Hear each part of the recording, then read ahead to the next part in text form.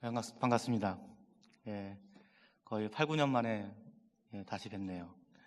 반갑고 고마운 분들 많이 보이시고 또 새로우신 분도 많이 보이시네요. 잠깐 설교를 위해서 제가 기도하겠습니다. 할렐루야, 인도하심을 감사합니다.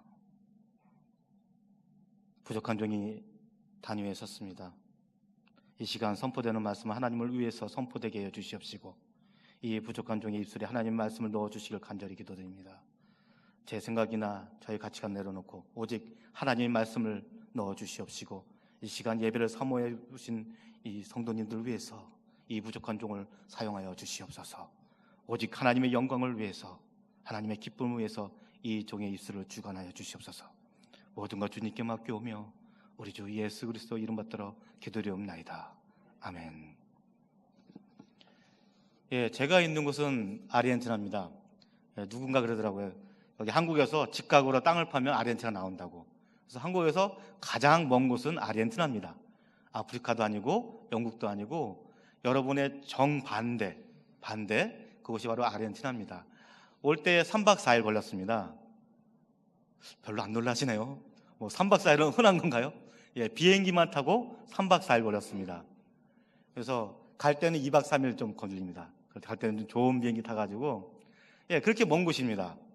3박 4일 올 정도로 그렇게 먼 곳인데 거길 간 이유는 하나밖에 없습니다. 오직 하나님 때문입니다. 하나님이 부르셨고 하나님이 그곳에 가라고 하셨습니다. 처음에 1년은 코스타리카에서 아까 소개했듯이 1년 정도 언어 공부를 했습니다. 그리고 언어 공부를 끝나자마자 하나님이 길을 열어주신 곳이 아르헨티나였습니다. 아르헨티나는 가본 적도 없고 들어본 적도 없고 저의 사역 대상국이 아니었습니다. 저는 인도와 네팔만 8년 정도 공부했습니다. 거기에 대해서 힌두교 공부하고 인도도 2번 갔다 오고 네팔도 1년 정도 살았고요. 그런데 하나님은 거기랑 영 상관없는 아르헨티나를 보내셨습니다. 그 이유가 아르헨티나는 크리스찬이 14%나 있습니다. 많죠. 근데 20년 전만 해도 2%밖에 안 됐습니다. 20년 동안 엄청난 부흥이 일어난 거예요. 근데 이 부흥을 자세히 보면요, 좀 허수가 많습니다. 뭐냐면 크리스찬들은 많아졌는데 영적인 크리스찬들은 없다는 겁니다. 명목상 크리스찬만 많아요. 그리고 목사님들의 99%는 성경을 일독을 못했습니다. 별로 안 놀라시네요 오늘. 1등 안 한 거 주변에 많이 계신가요? 99%가 목사님들이 성경 일독을 못했어요. 빌레몬서가 어딘지 모르고 어떤 분은 심지어 빌립보서가 어딘지도 모릅니다. 그런데 목회를 하세요. 그 이유가 거기는 신학교를 안 나오고 목사님들이 선포를 해요. 몇 월 며칠 오늘 그날부로 저는 목사가 됩니다 하고 하면 그때부터 목사인 거예요. 아주 쉽죠? 열정만 있으면 됩니다. 열정만 모든 성도들이 박수 쳐줘요. 그때부터 그러면 목사가 되는 거예요. 그래서 교회에서 설교도 하고 기도인도 합니다. 그러다 보니까 문제는 뭐냐면 신앙을 안 하시고 감정에 치우쳐서 목사가 됐다 보니까 영적인 지식인 이 말씀이 약합니다. 성경을 모르시는 거예요.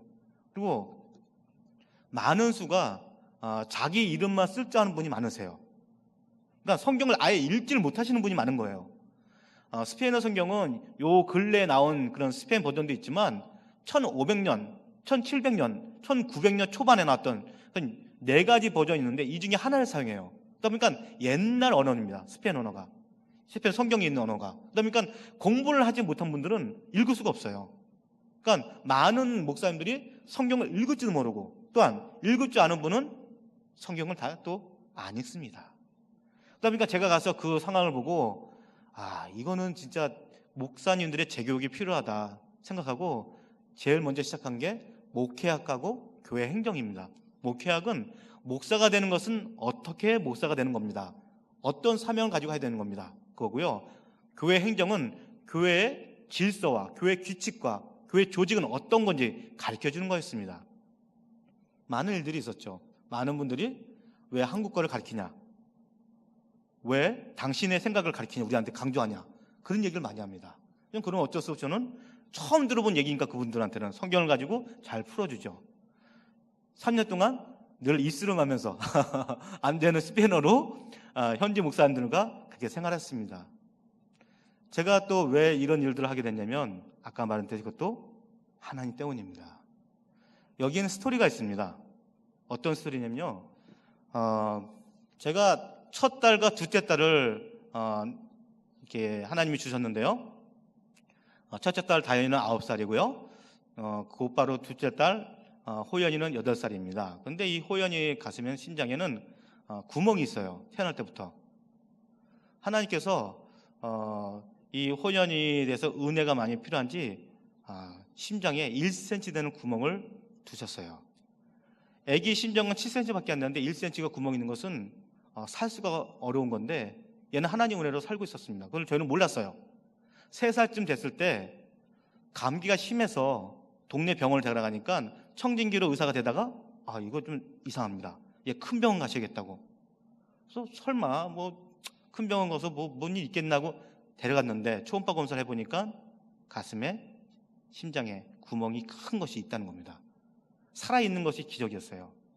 그래서 심장에 구멍이 있다 보니까 심장이 변형이 일어났습니다. 심장이 변형이 일어나니까 폐하고 간도 변형이 일어났어요. 그래서 의사가 이거를 기다릴까요? 아니면 수술할까요? 수술하면 확률은 30%밖에 안 된대요. 살 수 있는 확률이 너무 어려서. 그러면 또 뭐가 있습니까? 기다려보면 치유 때문에, 자연적인 치유 때문에 막아줄 수 있대요. 1cm는 수술하기 힘들지만 7mm, 8mm는 할 수 있대요. 그래서 기다렸습니다. 열심히 기도했어요. 하나님한테. 하나님 살려주세요. 하나님 믿습니다. 살려주지 믿습니다. 열심히 기도하고 제 안에 믿음도 있었어요. 그리고 6개월 후에 다시 검사를 받습니다. 구멍이 그대로입니다. 내가 믿음이 부족한가? 내가 좀 목사로서 내가 좀 하나님한테 더 열심히 안 했나? 열심히 그때 설교 준비하고 열심히 기도하고 열심히 신방 다녔습니다. 다시 6개월 지나서 다시 갔습니다. 구멍이 그대로였습니다. 전전전 제가 선교를 나가는 시점이 2015년이었는데요. 2015년에 더 이상 기다릴 수가 없었습니다. 그래서 아산병원, 서울 아산병원에서 예약을 잡습니다. 선교 나가기 2달 전에 수술을 약속을 잡았습니다. 그리고 몇 달 동안 좀 2015년도 3월 달에 저희는 좀 기도하면서 기다리고 있었어요. 근데 예배 드리는데 갑자기 하나님의 음성이 저 마음에 들었습니다. 네 딸 내가 데려간다.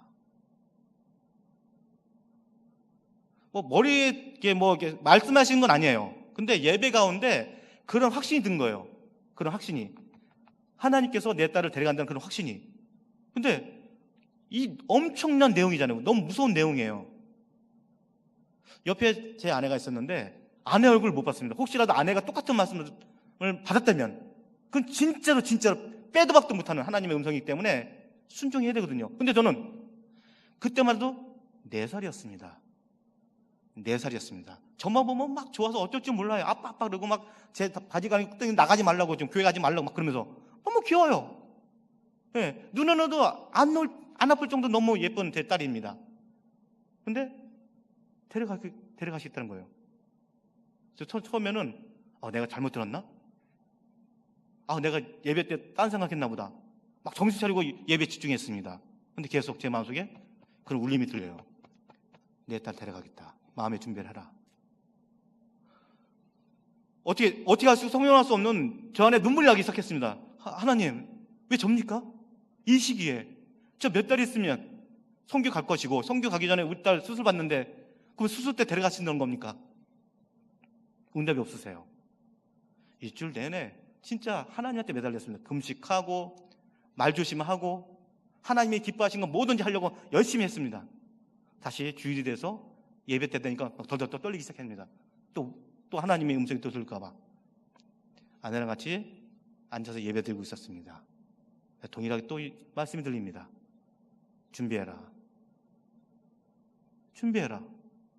하나님 왜 접니까? 왜 하필 얘입니까? 하나님 차라리 제 남은 인생을 다 드리겠습니다. 남은 인생 어차피 목회자지만 하나님을 위해서 절대 다른 것도 안 하고 취미생활도 안 하고 오직 하나님을 위해서 모든 걸 하겠습니다. 그래서 응답이 없으세요. 그러면 저의 전 재산, 남은 것도 별로 없지만, 가진 것도 별로 없지만 다 드리겠습니다. 응답이 없어요. 하나님, 그러면 제 생명의 반을 가져가십시오. 어차피 40 넘었으니까 뭐 살 만큼 살았습니다. 하나님, 그러면 제 인생 다 가져가십시오. 남은 인생. 하나님 부르시면 가겠습니다. 응답이 없으세요. 하나님, 뭡니까? 왜 저한테 왜 계속 저를 이렇게 힘들게 하십니까? 저를 왜 이렇게 괴롭게 하십니까? 저를 목사로 불러놓고서 왜 이렇게 저렇게 시험을 주십니까? 저 감당하지 못합니다. 그때서야 저는 저의 본 모습을 알았습니다. 저는 하나님을 위해서 모든 것을 다 드릴 수 있다고 생각했어요. 물질도 인생도 다. 그래서 목사가 됐다 생각했거든요. 근데 아닌 거예요. 그렇죠? 아니었던 거예요. 저는 명목상 목사였던 거예요. 전 나름대로 제가 되게 잘났다고 생각했습니다. 되게 우쭐했어요. 되게 가는 곳마다 많은 일들이 있었거든요. 많은 사람들이 좋아했거든요. 많은 분들이 칭찬했거든요. 그래서 저는 제가 달란 줄 알았어요. 근데 그게 다 하나님의 은혜였던 거거든요. 하나님이 불쌍해서 주신 거였거든요. 근데 저는 하나님이 주신 것을 내 거이냐 생각한 거예요. 내 능력인 거냐 생각한 거예요. 하나님은 저희 밑바닥을 보게 했습니다. 목사고 선교사가 될 사람인데 저의 밑바닥 신앙을 하나님이 적나라하게 보여주신 거예요. 그래서 저는 하나님한테 매달렸습니다. 하나님, 제발요, 이거 안 됩니다. 막 울면서 기도했어요. 하나님, 제발 얘 좀 살려주세요. 얘 왜 4살짜리인데 하나님 왜 하필 얘입니까? 많은 사람들 아파했을 때 제가 기도드렸는데 그건 다 거짓말이었던 겁니다. 제가 했던 건 진짜 솔직한 마음으로 전적으로 그 아픔을 느끼면서 한 기도가 아니었어요. 근데 내 자식이 아파 보니까 그때 이분들이 그런 마음이었구나. 그때 나한테 기도해달라 했던 그 성도님들의 마음이 이런 마음이었구나. 그제서야 한 겁니다. 내 딸이 아프니까 내 딸이 죽는다니까 그때 가서 저는 하나님의 자녀로서 그리고 하나님의 종으로서 어떤 모습을 가져야 될지 고민하기 시작했습니다. 이거 살려다는 거 이거 맞나? 아닌데 하나님 뜻이면 하나님이 데려가신다면 아멘 해야 되는 거잖아. 근데 왜 나는 아멘 못하지? 왜 하나님한테 안 된다고 그러고 있지? 제 안에 싸움이 일어나기 시작했어요. 난 하나님의 종이고 하나님 모든 걸 드렸기 때문에 내 딸 데려간다 했을 때 아멘 해야 되는데 왜 나는 아멘 못하는 거야? 하나님, 맞습니다. 예. 근데 그게 안 됐어요. 하나님한테 원망하기 시작했습니다. 하나님, 저한테 왜 이러십니까? 저한테 감당하기 힘든 이 시험을 왜 주십니까? 저한테. 예, 솔직하게 지금 제가 그렇게 하나님한테 대들었어요. 근데 하나님은 아무 대답을 안 했습니다. 한 달이 지났습니다. 저 한 달 동안 어떻게 살았는지도 기억이 안 나요. 밥도 제대로 못 먹었습니다. 잠도 제대로 못 잤어요. 그 당시 우리 딸은 심장이 아프니까 얘가 밤에 잠을 못 잤습니다. 계속 아기 때부터 1시간에서 2시간 동안 뒤척뒤척 거리다가 계속 울어요. 울다가 지쳐서 그냥 자요. 왜냐면 그때 몰랐어요. 우리가 심장이 눌리니까 이게 누울 수가 없는 거예요. 아프니까. 그러니까 얘가 어린애가 말을 못하고 우는 거예요. 그냥. 근데 우리는 얘 너 이렇게 예민하지? 그래서 저는 알지도 못하고 축복기도 해주고 막 그랬던 거예요. 근데 걔는 그게 아니라 잠을 못 잔 거예요. 아프니까. 근데 그때 깨달은 거야. 얘가 심장이 아파서 잠을 못 잤구나. 매일같이. 그것도 모르고 엄마 아빠는 그냥 축복기도 해준다고 기도만 해주고 그랬구나. 미안한 거야 막. 그러니까 더 딸에 대해서 사랑하는 마음이, 미안한 마음이 계속 생기는 겁니다. 한 달 돼서 밤에 아내한테 얘기했습니다. 여보, 나 고백할 거 있어.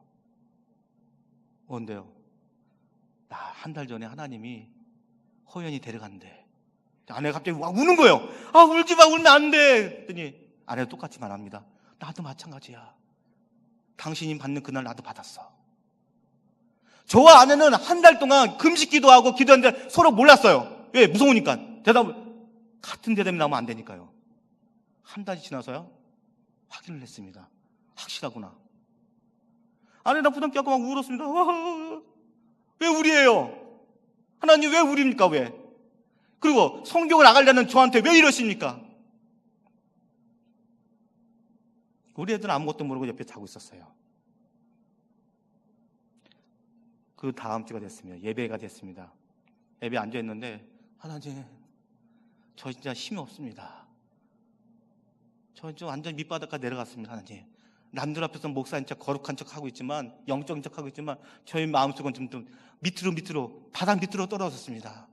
하나님한테 불만을 폭주하고 있고요. 하나님이 진짜 나한테 이러신 거 맞나 하고 저는 하나님한테 대적하는 생각하고 있습니다. 하나님, 용서해 주시옵소서. 저한테 뭘 원하십니까? 제 딸 데려가는 것이 맞는 것입니까? 근데 갑자기 제 마음속에 이런 말씀이 기억났습니다. 주신 자도 여호와시요 거두신 자도 여호와시니 오직 여호와만 영광을 받을지어다. 아멘. 욥의 고백입니다. 욥의 고백. 이 고백 가지고 저는 옛날에 설교를 많이 했거든요. 근데 이제는 못합니다.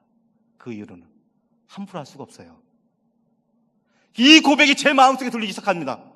주신 자도 여호와시오 거두어 가신 자도 여호와시니 오직 여호와만 영광을 받을지어다. 근데 아멘이 안 나와요.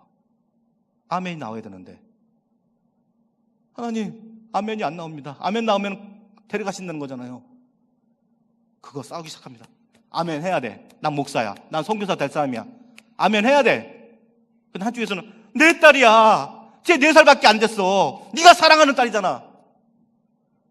울면서 하나님, 너무 외롭습니다. 너무 괴로워요. 어떡합니까?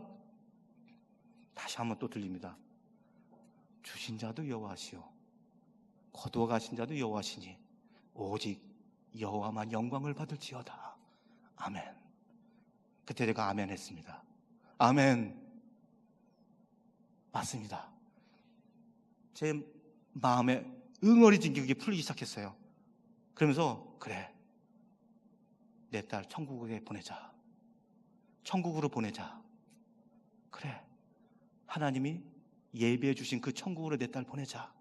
얘가 먼저 가고 나중에 우리가 찾아가자. 네가 우리보다 먼저 가는 것뿐이다. 하나님이 좋은 곳으로 예배해 주실 거야. 그렇게 생각하기 시작했습니다. 그리고 하나님한테 고백했습니다.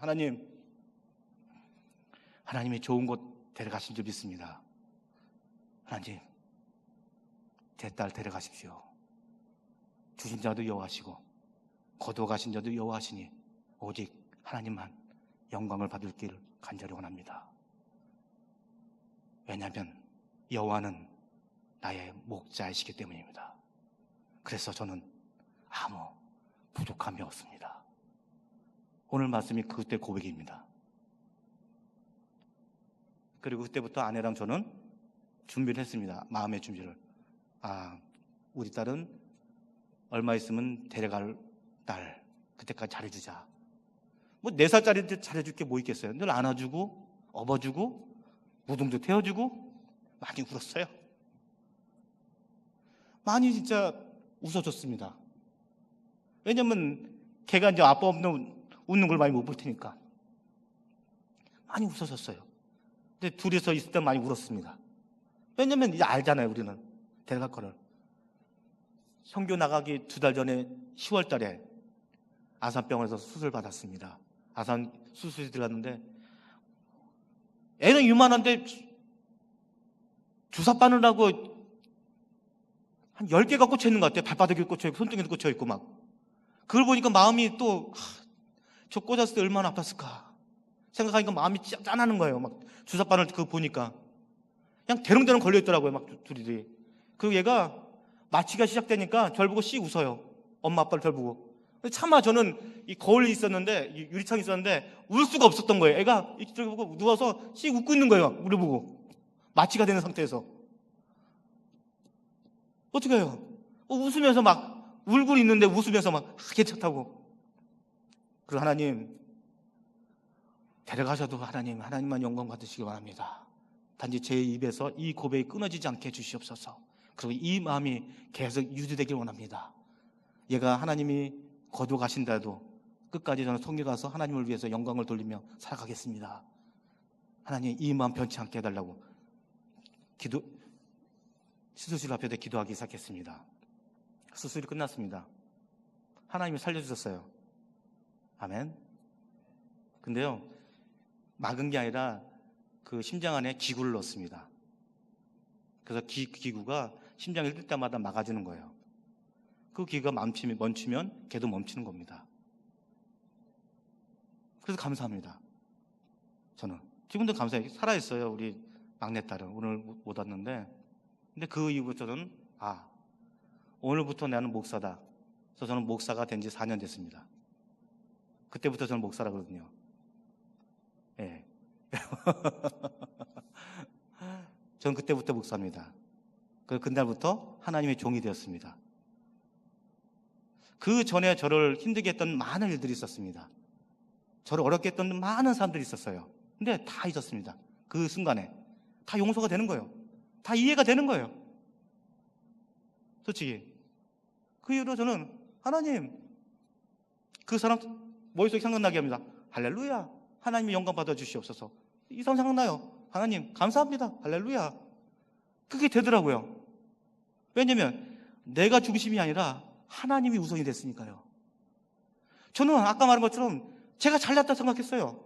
제가 갖고 있는 게 많다고 생각했어요. 근데 그 모든 것이 다 하나님이 주신 거였어요. 제가 가져야 될 생각은 여호와는 나의 목자시니 내가 그리고 나에게 부족함이 없으리로다. 이 말씀이었던 겁니다. 부족함이 없습니다. 저는 만족하거든요. 저는 제 재산을 모두 제 주변의 동료 어려운 개척교회 목사님들 다 드렸습니다. 별로 없었어요. 보증금하고 그냥 그런 거 거기에 은퇴 자금을 교회에서 준 건데, 왜요? 내게 아니니까. 하나님이 주신 거잖아요. 그리고 하나님한테 다 드린다 했잖아요. 그러니까 다 드렸어요. 비행기 쌍파 빼놓고. 그리고 코스타리카 갔습니다. 처음에 사람들 말렸어요. 너 왜 그래? 왜 그래? 왜 그래? 야, 유성구사 왜 그래? 그래도 거기 생활금은 가져가야지. 그리고 너 주파성도 받아야지. 아니요. 주파성이 뭐고 다 필요 없어요. 하나님만 보면 돼요. 하나님이 우선이니까. 그리고 갔습니다. 그냥 코스타리카로. 근데 지금 저 여기 있죠? 하나님이 먹여주시고 입혀주시고 사람들을 보내주셨습니다. 아멘. 그래서 저는 목사 된 지 4년이라고 말씀드린 겁니다. 저는 그 4년 전에 그 전에 목사랑 그 이후의 목사는 저는 늘 구분합니다. 지금 저는 재정에 대해서 고민을 안 해요. 아시는 건 알겠지만 제 기도 편지에 계좌번호가 없습니다. 왜일까요? 하나님이 알아서 하시니까요. 계좌번호는 안 썼는데 알아서 다 후원해 주세요. 희한해요. 미국에서 주고요, 호주에서 오고요, 네팔에서 와요. 이거 어떻게 설명해요, 이거를? 저를 모르는 사람인데 하나님이 통로가 되는 거예요, 그분들이. 저는 목사인데 불구하고 4년 전에 그때 돼서야 목사가 된 겁니다. 내가 갖고 있는 것 모든 것 다 하나님 것인 것을 진짜로 제 심장과 제 가슴으로 깨닫게 됐습니다. 지금 저희 두 딸 늘 제가 사랑합니다. 오기 전까지 제가 뽀뽀해주고 왔는데요. 예. 근데 저는 늘 생각합니다. 우리 딸아이 가슴속에는 그 기구가 있거든요. 하나님이 불러가실 때면 언제든지 데려가신다는 거 압니다. 그래서 저는 마음 준비를 늘 합니다. 그리고 늘 욕심이 생길 때마다, 내 딸을 사랑하는 마음이 더 커질 때마다 주신 자도 여호와시오, 거두어 가시는 자도 여호와시니 오직 여호와만 은혜 받을지어다. 그리고 여호와는 나의 목자시니 나에게 부족함이 없다. 이 고백을 늘 합니다. 오늘도 그 고백하고 왔습니다. 담임 목사님하고 잠깐 식사하는 얘기했는데 너무 좋으신 분이더라고요. 전 처음 뵀습니다. 처음 뵀는데 아니 저런 분이 아직까지 한국에 남아 계시네. 예, 우리 사명교회 성도님들 복 받으셨습니다. 예, 기도 많이 하셨다고 들었는데 진짜 좋은 목사님 오셨네요. 예, 하나님이 중심으로 살아갈 때 하나님께서 함께 하십니다. 아멘. 예, 8년 만에 여러분 뵙게 됐는데, 여러분들한테 다음에 또 볼 때는 몇 년 될지 모르겠지만 이 말씀 꼭 기억해 주시기 바랍니다. 하나님이 여러분을 사랑하십니다. 그리고 각자마다 감당할 수 없는 시험은 없습니다. 감당할 수 있는 시험만 주십니다. 근데 그 시험은요, 여러분의 눈물과 고통을 수반하지만 그 끝은 아시죠? 하나님의 영광입니다. 그리고 여러분이 하나님을 더욱 사랑하고 더욱 가까이 가도록 만들어 주십니다. 이거 꼭 기억하시기 바랍니다. 아르헨티나에서 저는 이것을 아르헨티나 현지 목사님들한테 가르쳐주고 있습니다. 목사는 이렇게 된다는 것. 제가 그랬으니까요.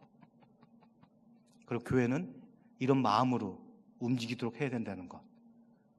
목사 스스로 하는 것이 아니라 성도들 스스로 하나님의 음성 안에서, 하나님의 말씀 안에서 세워져 간다는 것을 저는 현지에서 나누고 있습니다. 저를 기억하실 때마다 오늘 말씀 기억해 주시고 같이 기도해 주시기 바랍니다. 기도하겠습니다.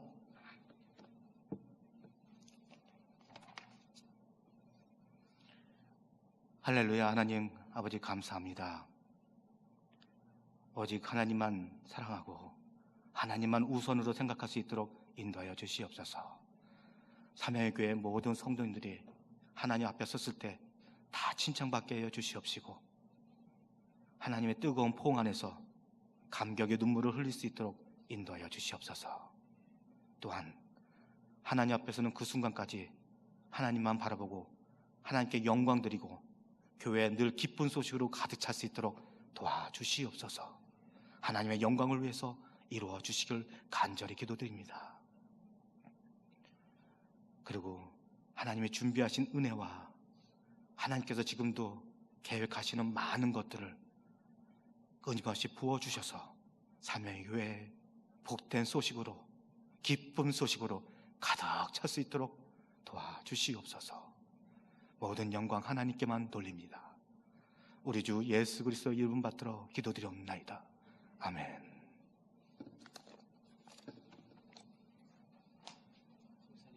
동영상 있죠? 네. 지금 잠깐 한 3분짜리 선교사님 사역하시는 모습 잠깐 보고 함께 한 마음으로 기도하겠습니다.